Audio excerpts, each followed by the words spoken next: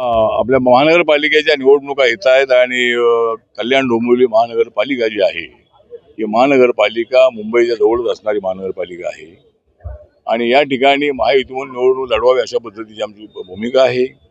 जागा वाटपामध्ये या सगळ्या तीन पक्षामध्ये किती एकमत होतं अजून सांगता येत नाही आहे.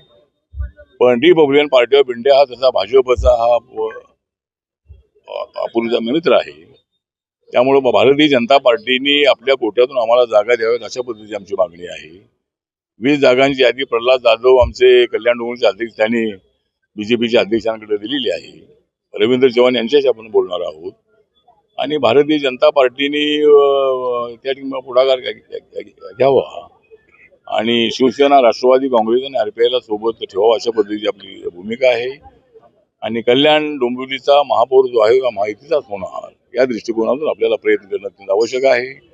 या भागातल्या ज्या स्लममध्ये राहणाऱ्या लोकांच्या समस्या आहे त्या समस्या सोडवण्यासाठी प्रयत्न करायचा आहे.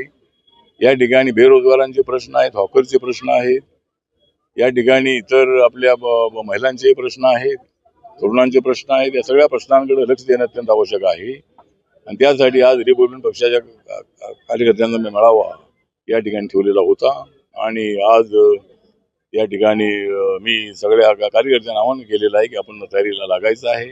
लवकरात लवकर निवडणुका जाहीर होण्याची शक्यता आहे. 31 जानेवारीच्या अगोदर निवडणुका घ्या असा आदेश सुप्रीम कोर्टाचा आहे.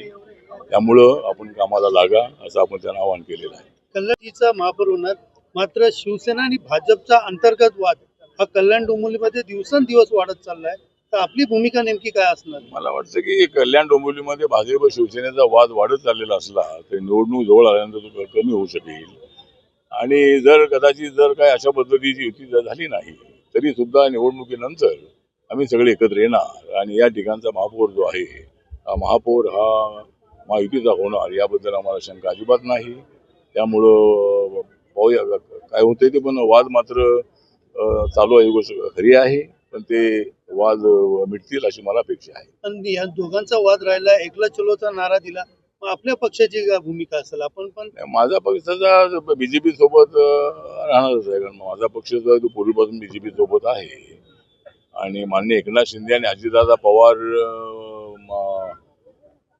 बीजेपी सोबत येण्याच्या अगोदरपासून रिपब्लिकन पक्ष त्यांच्या सोबत आहे.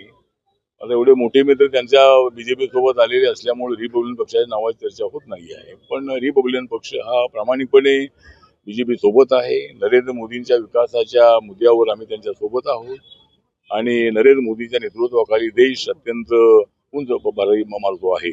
सगळ्या क्षेत्रामध्ये आपली मोठी प्रगती होती आहे आणि त्यामुळं आम्ही बीजेपी सोबत आहोत. अधिवेशन सुरू करण्याच्या कार्यक्रमाला विरोध केलाय, निधी मिळत नाही म्हणून त्या ठिकाणी अधिवेशनच्या चाय पाण्याला. मला वाटतं की विरोधक जे आहेत ते विरोधक चाय पाण्याला जात नाही आहेत, कारण त्यांना महायुतीचा चहा आवडत नाही आहे. त्यामुळे अनेक वेळेला आता मी अनेक दिवसांपासून पाहतोय, आम्ही मंत्री असताना मात्र सगळे विरोधी पक्षाचे लोक त्या चहा पाण्याला असायचे, कारण हसत खेळत राजकारण असलं पाहिजे. सुरूढ अशा पद्धतीचं राजकारण असता कामा नये. त्यामुळं ही परंपरा आहे, त्या परंपरेप्रमाणे चहा पाण्याला विरोधकांनी जायला पाहिजे, पण कुठलं ना कुठलं तरी कारण सांगून त्या चहा पाण्यावरती बहिष्कार टाकण्यात येतो. तर आता आज सुद्धा त्यांनी बहिष्कार टाकल्याची आपण मला माहिती दिलेलीच आहे. पण आता ठीक आहे, भूमिका कोणती घ्यायची त्या संबंधामध्ये सगळ्यांना अधिकार आहे. पण उद्यापासून सुरू होणाऱ्या अधिवेशनामध्ये महाराष्ट्राच्या, विदर्भाच्या अनेक प्रश्नांवरती चांगली चर्चा व्हावी आणि त्यामध्ये सर्वांनी भाग घ्यावा अशी माझी अपेक्षा आहे.